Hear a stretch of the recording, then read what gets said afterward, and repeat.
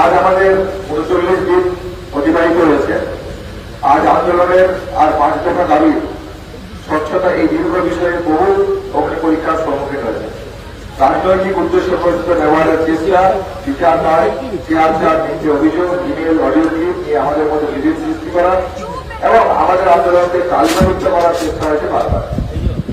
গতকাল আপনারা যেমন জানেন, মাননীয় মুখ্যমন্ত্রীর সাথে আমাদের সুদীর্ঘ আলোচনা হয় ৫ দফা দাবিকে সামনে রেখে। সেখান থেকে সুনির্দিষ্ট কিছু প্রতিশ্রুতি তার দিক থেকে উঠে আসেন, তার বাস্তবায়িত রূপ আজ আমরা দেখতে পাই।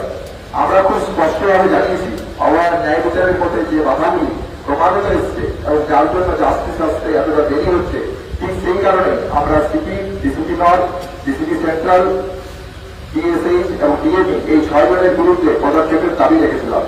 আমাদের আন্দোলনের চাপে তাদেরকে সরাতে বাধ্য হয়েছেন। এটা আন্দোলনের আংশিক জয় বলে আমরা মনে করি। কিন্তু প্রিন্সিপাল সেক্রেটারির বসতে কোন সিদ্ধান্ত এই মিটিং এ নেওয়া হয়নি। মুখ্যমন্ত্রী এই বিষয়ে সদর্থক মৌখিক আশ্বাস দিলেও এ সম্বন্ধে কোন পদক্ষেপ নেওয়া এখনো আমরা দেখতে পাইনি। সুরক্ষা বিষয়ে রাজ্যের সমস্ত পদক্ষেপ আজ সুপ্রিম কোর্টে ভর্ৎসিত হয়েছে। রাজ্য সরকারের অপরাজিত আইনের আড়ালে যে নারী বিদ্বেষ ও মধ্যযুগীয় মানসিকতা লুকিয়ে রয়েছে তা সুপ্রিম কোর্টের সামনে সুস্পষ্ট হয়েছে। রাত্রি ডিউটি না দিয়ে দিনে 12 ঘন্টার কম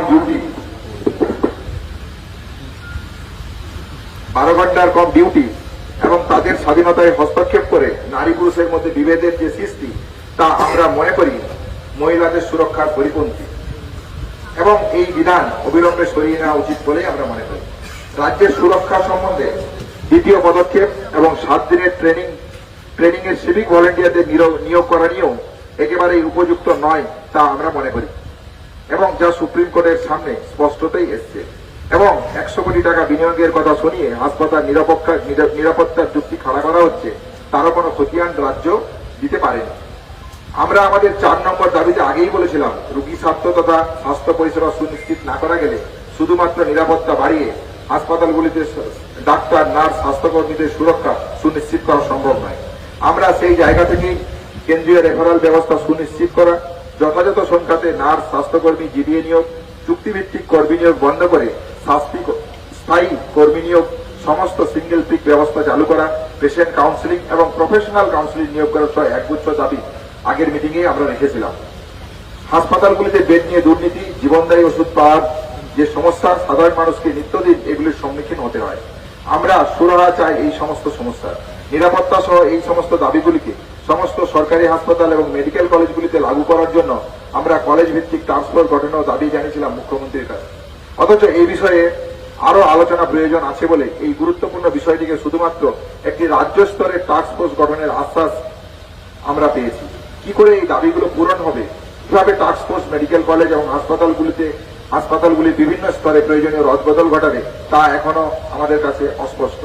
আমরা চাই অবিলম্বে মুখ্যমন্ত্রীর প্রতিশ্রুতি অনুযায়ী রাজ্যভিত্তিক টাস্কফোর্স গঠন করার নোটিশ জারি করা হোক এবং তত্ত্বাবধানে প্রতিটি মেডিকেল কলেজ, হাসপাতাল স্তরে কলেজ ভিত্তিক টাস্কফোর্স গঠন করার এবং তাতে জুনিয়র ডাক্তারদের যথাযথ প্রতিনিধিত্ব প্রয়োজন। আমরা 5 নম্বর দাবিতে উল্লেখ করেছিলাম, কলেজে কলেজে ভয়ের যে বাতাবরণ সৃষ্টি হয়েছে তা প্রতিহত করতে গেলে ছাত্রছাত্রী ইউনিয়ন এবং কলেজে কলেজে আজকে রেসিডেন্ট ডক্টর অ্যাসোসিয়েশন সুনিশ্চিত করতে হবে। আমাদের অবস্থান মঞ্চে মুখ্যমন্ত্রী মৌখিকভাবে রোগী কল্যাণ সমিতিগুলিকে ভেঙে দেওয়ার ঘোষণা করলেও তা বাস্তবায়িত রূপ আমরা এখনো দেখতে পাইনি। কিভাবে নতুন করে এই সমিতিগুলোকে গঠন করা হবে তাও আমাদের কাছে স্পষ্ট হয়নি। আমরা প্রতিটি মেডিকেল কলেজে রেসিডেন্ট ডক্টর অ্যাসোসিয়েশন আইনে স্বীকৃত এখনো পাইনি।